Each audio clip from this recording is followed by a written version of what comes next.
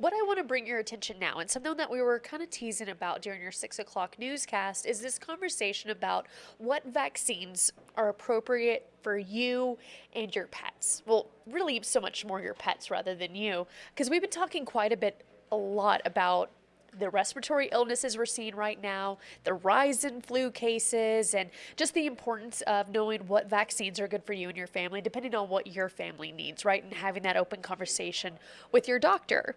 But at this time, I want us to kind of shift our focus and talk about the doctors that our pets visit, right? Our veterinarian, and what we need to be asking regarding the conversations about vaccines for them, what's appropriate for them, and what's more appropriate between cats and dogs and vice versa. We're going to go now to an interview with one of our veterinarians. This is going to be Dr. Tammy Wilson. Now, she really goes into depth about what all this looks like, what you need to be aware of, especially with, certain pets needing certain help in certain areas with vaccines. She breaks it all down for us. So let's go now to that interview with our vet project. Here we go.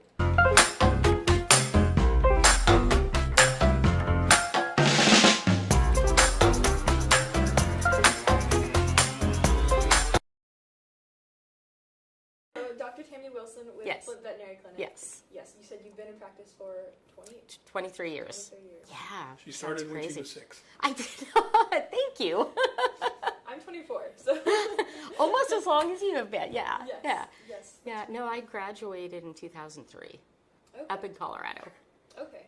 Conversations about flu vaccines have been Yes. circulating, and so has the flu, Mm-hmm. which brought about the vaccine conversations.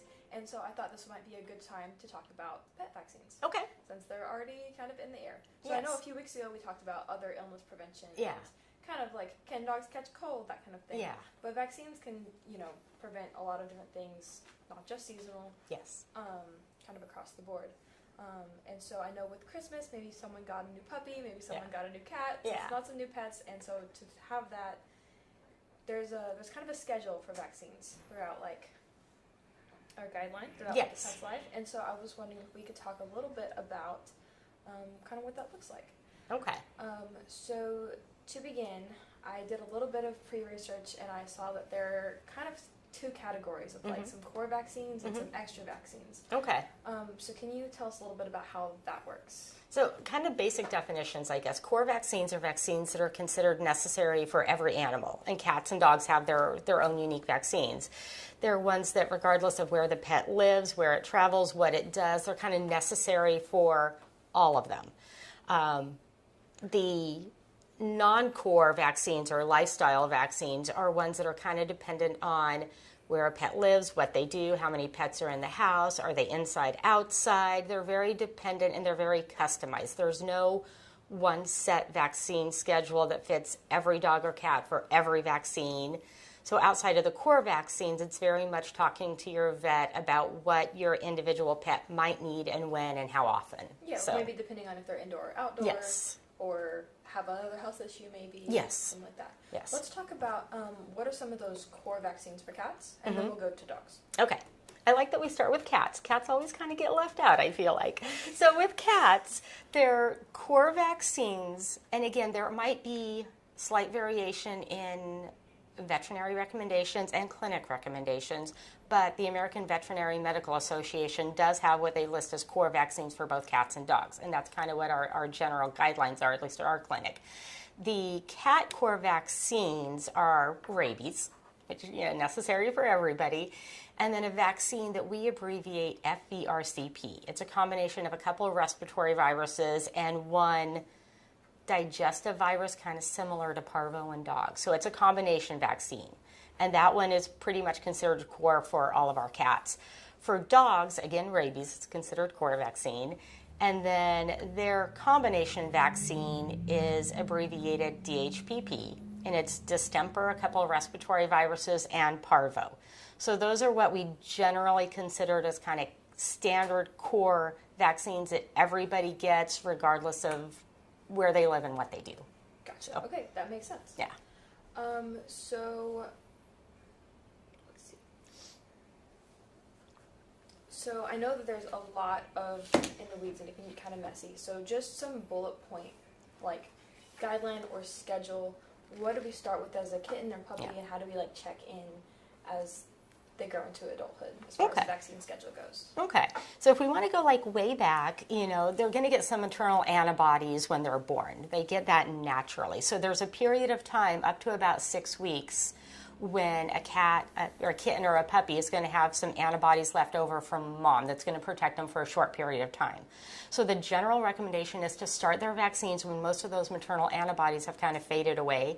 That way you're not getting interference from maternal antibodies, and the kitten or the puppy has a chance for their own immune system to recognize it and kind of respond to it. So we don't recommend vaccines too early where they're not recognized. So with our kittens, we'll start at about 7 to 8 weeks. And we'll start with that FVRCP, that combo vaccine. Then we wait a month, so 11 to 12 weeks, and they will get a booster of the FVRCP, and depending on the cat, we'll often do the feline leukemia. We can talk about that one in a bit. And then 4 weeks later, at 15 to 16 weeks, they do their last FVRCP, and it's good for a year. A second feline leukemia if they're getting it, and that's also good for a year. And then their 1 year rabies. Rabies only needs the single one. And then after that, it's either 1 or 3 year, depending on the kitten. If they're older for their first vaccines and they're 11 or 12 weeks, they just need a series of 2 on the FVRCP. So that's kind of how the cats go. With the dogs, we'll start again about 7 to 8 weeks with their DHPP, their combination vaccine. They'll come back 4 weeks later for a second distemper if the dog is one that needs Bordetella or a leptospirosis, some of the non-core. We'll do that one at that time as well. And then they'll come back for their last one at about 15 to 16 weeks for their last distemper, another leptospirosis if they need it, and their rabies, which is also good for a year. So that's kind of the schedule for the kittens or puppies. We definitely like to have a minimum of 3 to 4 weeks between the vaccines. If they're bunched too close together, the way their immune system is responding is you get a little tiny bump with the first vaccine, but it has to give the immune system time to kind of respond and kind of quiet down again, so that when you booster it, you get a much stronger response and then a stronger response. And if they're bunched too close together, their immune system doesn't have a chance to do that. So there's a reason why we spread it out over, like a 3-month period to give their immune system the absolute strongest response to the vaccines, and then their immune system holds on to it. So as they get older, sometimes the vaccines get spread a little bit farther apart. Okay, that makes sense. Now, that was mostly kittens and puppies, right? Yes. So as an adult, for Yes. the large part of maybe before they hit senior, Yeah. how often should I be thinking about vaccines if I have, a 5-year-old dog? Okay. So there are differences in city, county, and state requirements as far as rabies, for example, and I think that applies to cats and dogs. Texas has very different city, county requirements depending on where you live. So you may live somewhere that's a 1-year rabies requirement, and you have to have it updated versus a 3-year. Now, the vaccine itself in dogs is good for 3 years, but you may have city requirements where you have to booster it a little more often. Generally, the distemper combination vaccine is also good for 3 years. Some vaccines like Bordetella, which is kennel cough, are only good for a year. So again, probably minimum on 3 year on most of the dog vaccines. With cats, again, as they get older, there are some 1-year cat rabies vaccines that are labeled for 1 year. And those do have to get boosted every year. There are also 3-year cat rabies vaccines. So it depends on which vaccine product you actually use. But they're FVRCP, and if they are getting feline leukemia, which is fairly common, then those vaccines are 3-year vaccines as well. Gotcha. So, and it usually doesn't spread much past there. Again, differences of opinions, but there are some times that when they get to a certain age, some of the vaccines no longer need to be boosted. So there may be changes to your senior pets. Gotcha. Quick question. Yeah. If maybe you miss that 1 month normal window when you Yeah. go 3 or 4 months without getting that booster, Yeah. does that mess everything up, or how does that affect? Not too much. I mean, if there's a bunch of different scenarios we could kind of play out, but if you were traveling or somebody in the household was sick or something and you got 5-week booster instead of a 4-week, you're still going to have some immune response. I would just make sure that you follow up with the next one in the 4-week time frame if you're able to. So it's not going to It doesn't mean that the first one didn't work, but you'll want to try to keep on schedule as much as you possibly can.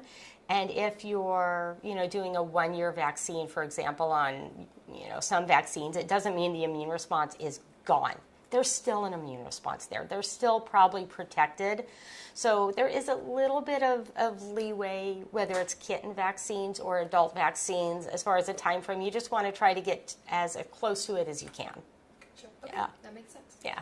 Let's talk a tiny bit about what are some of those non-essential or lifestyle Vaccines. Yes. Okay. So, again, there are differences. Some clinics and doctors are starting to consider for dogs. Bordetella is a little bit more of a core versus a lifestyle, but Bordetella is generally for dogs that go to boarding facilities, daycare, dog parks, dog training classes, where there's a whole lot of dogs around. It's like little kids in daycare. So they can pick up the Bordetella or kennel cough bacteria. So if they, are engaged with a lot of other dogs in different places in high concentrations, they'll want to have that. Leptospirosis is one that is becoming kind of teetering between core and lifestyle. Leptospirosis is a really nasty bacteria. It can cause anything from very mild illness to a really severe liver failure, kidney disease, things like that. It's also transmittable to people. So that's becoming a little more common, but it certainly isn't every dog has to have it kind of vaccine, but it's something to discuss with your vet. Some of the other ones that are out there that are less commonly done, there is an influenza vaccine.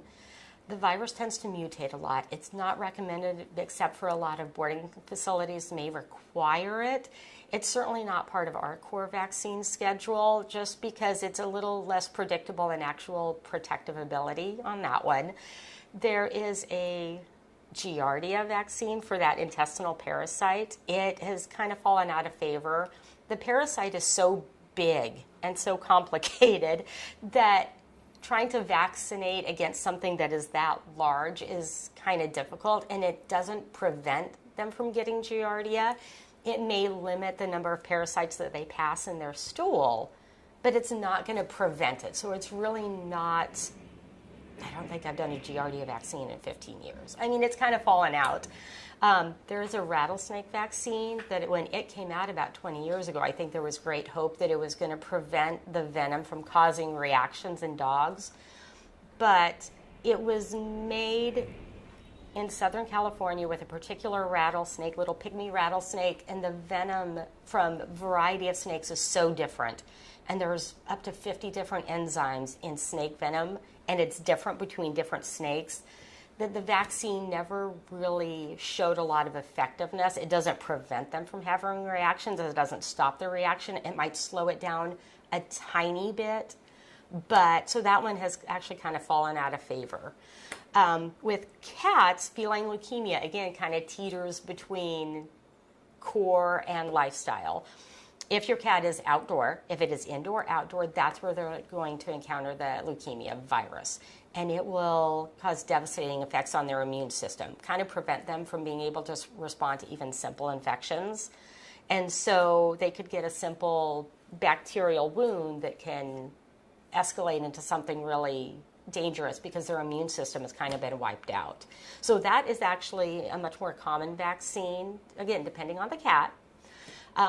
There is a FIV, which is feline immunodeficiency virus vaccine. We don't recommend that. It is not real effective. It doesn't produce a good immune response and actually interferes with testing. So if we have a cat that is sick and we're testing them to see if they have FIV, the vaccine interferes with it and gives it a false positive. So we can't tell if the cat actually has it. So we do not recommend that one for cats. They're out there, but with both dogs and cats, there are some that are just not on the table. Yeah. Does it prevent it? No, it doesn't produce a real good immune response, and only about 50% of them have an immune response that's real measurable. So it's not really a useful vaccine. Gotcha. Yeah. Okay, that's a lot. Yeah, sorry. No, that was good. That was Yeah. Very good breakdown. Yeah. And, a lot of people will be able to make decisions, again, to see if their cat is indoor, outdoor, if their Yeah, cat what is in a fits kennel them. a lot, or all those things. Yeah. Okay, let's see. Okay, so a lot of people, especially when it comes to vaccines for ourselves, Yeah. can kind of be a little scared, a little hesitant. Yeah. You know, it can be kind of a tricky thing. Yeah. So do you come across any of that fear in, pet owners who bring their pets in, like uncertain about vaccines? Yeah. And what can you offer to kind of appease that? So I'm, I guess, relatively conservative on vaccines. I see their importance, I see their need, and I see the purpose, but I think it should be used with a good amount of judgment on what a pet actually needs. There are times when I've seen pets vaccinated for everything that's out there every single year. So I certainly think there should be some restraint on, vaccines. As far as some reactions, there are reactions. I mean, it's like medications. There are potential risks. They're pretty unusual. But probably the most common thing I see might be a local reaction. And it's, not even 5% of the time. It's actually pretty low percentage. But they'll have a local reaction. At the vaccine site, there may be like a little lump or bump under the skin that you can kind of feel, almost like the body laid down a little extra fibrous tissue around the vaccine site. Those aren't that unusual. They're not painful. They don't need treatment per se, but it's something to be aware of because it may mean that the pet is showing a little extra sensitivity to that particular vaccine. And so we'll want to be maybe more careful or aware of that, reaction in the future. They can have more of a systemic vaccine reaction, and those are a little more scary, where they may spike a fever, not feel good, have stiff muscles, sore joints, be kind of achy for a little bit. So they can just kind of feel crummy after vaccines, and I think some people have probably experienced that after like a flu shot or something. And that can happen, and they may need meds for a couple days to kind of quiet down that kind of a reaction.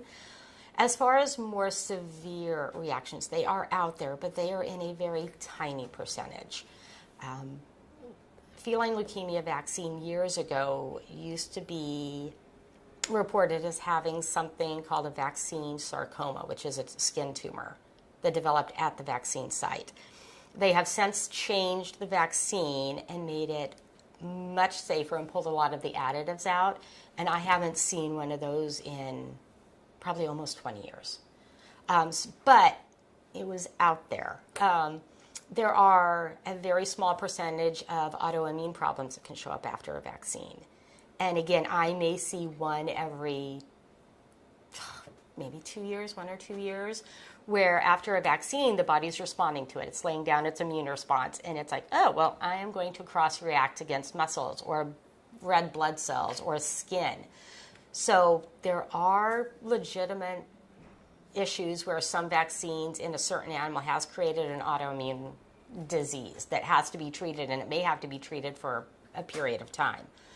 And then lastly, and I can count on both hands the times I've seen this over my whole career, is allergic reactions. A true anaphylactic reaction where 15 to 20 minutes after the shot, the pet develops hives. It starts breathing heavy. It can't catch its breath. Its face is swelling. So that can happen, but again, incredibly rare. But we do try to make sure people know that there are those potential. I mean, we do thousands of vaccines every year, and the number of reactions that hit the severe range is minimal. So. And how many years have you been in practice? 23. 23. Yes. Okay. That makes sense. So how high is the illness or fatality rates for puppies, kittens, dogs, cats who don't get vaccinated? Actually really high. And it can be everything from, some of the things we're protecting them from, like kennel cough. They may go somewhere. They'll pick up kennel cough. They're sneezing, they're coughing, they don't feel good. They may spit up a little bit. We can treat it. It goes away. So there's some simple things. There are some of the viruses that affect cats that may cause kind of a chronic eye discharge or chronic stuffy nose or sneezing. So there are some mild problems we can see if they pick up one of those diseases. A lot of them are more severe, though. A lot of the cat viral diseases that knock out their immune system, they are not treatable. We cannot cure them. They are stuck with that for life. And so that obviously is devastating and shortens the cat's lifespan so much, because a simple little bacterial infection, can be a major problem for them. There was the one vaccine for leptospirosis, and not only can it devastate a dog's liver and kidney function, it can be transmitted to people. Dogs can be carriers and pass it to people. With the same severity to people? Yeah. And so if your dog is protected, their immune system can eliminate things without them passing things on. So, and I think the one that probably stands out to, as far as severity, of course, is rabies. If your pet is not protected against rabies, there is no answer for that one. And again, the human health risk for that is, devastating. And for the pet, it is a death sentence. So there are risk of vaccines, but if they are done properly and conservatively and managed with what's best for the pet, the benefits outweigh the risk of some of these diseases just insurmountably. Okay. I remember back home, I picked up a couple puppies that were dumped on our back roads or whatever. Yeah. And we had them, we're trying to find homes for them, and they both started feeling really lethargic. Yeah. And like, what's going on? And they both had parvo. Yeah. And we couldn't afford the treatment. Yeah. But we worked with our vet, took them home some fluids Yeah. and stuff like that, and we actually saved one of them. You can we get still them have through it. But Aww. it was so Yeah. challenging and so hard Yeah. to watch, and Yeah. something that is preventable with the vaccine. Yep. So his name is Peanut. Cute. Yes. Okay, so are there any other things you want to emphasize, address, questions people might have, something that a lot of people there's a lot of information here. Yeah. So I feel like vaccines can get kind of overwhelming for Yes. someone who's Oh, like, gosh. okay, I know how to feed it, I know how to pet it, but I don't know how to do this. Yeah. So It is overwhelming, and if your vet is often a good source of information for you. Our cats and dogs are the big ones. We've got a brand new exotic vet at the clinic who is fantastic, and there actually are vaccines available for even your rabbits and your ferrets. So even if you have a little something that's not a cat or a dog, there may be a discussion with your vet to have about exotic vaccines for some of them. There are illnesses that would preclude vaccines. If your pet has some illnesses, they're a certain age, they're a certain immune status, it may discount a lot of the vaccines that they don't have to have anymore. There may be some vaccines that they kind of age out of when they get to be seniors. And another option that's actually become very available and a whole lot less expensive recently has been vaccine titers. Meaning that if your pet is due for, let's say it's distemper vaccine, it's your dog, and you're kind of worried about not wanting to overdo vaccines, a blood sample checks for the antibody level to, let's say, parvo. And if they still have a good antibody level, which a lot of them do, past the vaccine date, you're good, they're covered, you're protected. And so there is an option to do a vaccine titer and check their actual level. It's like, okay, well, Fluffy is good on this, this, and this, and he only needs this one. And you check him again in a year or two, depending on the vaccine. So there is a way to check them if you want to be very careful about not overdoing vaccines. There's actually really good ways to do that now, which is nice. that's awesome. You Yeah. said, are those like an affordable option to do? They didn't used to be, but there are some new companies. There's a company we work with that does allergy testing that's made vaccine titers really affordable. So, people are welcome to check with us at Flint Vet, or they can check with their vet, but there are ways to pretty reasonably price do titers that limit vaccines that might not be needed, which is nice. That is very nice. Yeah. Okay. Thank you so much. I don't have anything else. If you don't have Yep, I anything think we're good. All right, make sure you're tuning in with us every Thursday for our vet project. I'm going to pop this up here.